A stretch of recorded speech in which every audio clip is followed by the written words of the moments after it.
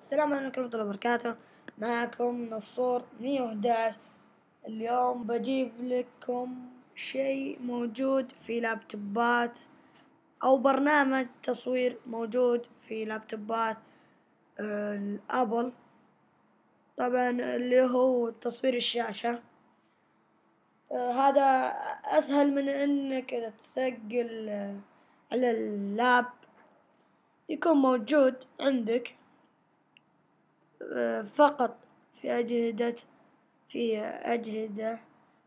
أجهزة لابتوبات أبل،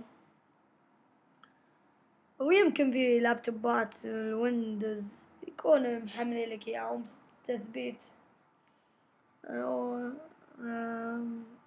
طبعا تلاقيه عند عند شريط القوائم، تدخله تلاقيه هنا. طبعا هذا علامته.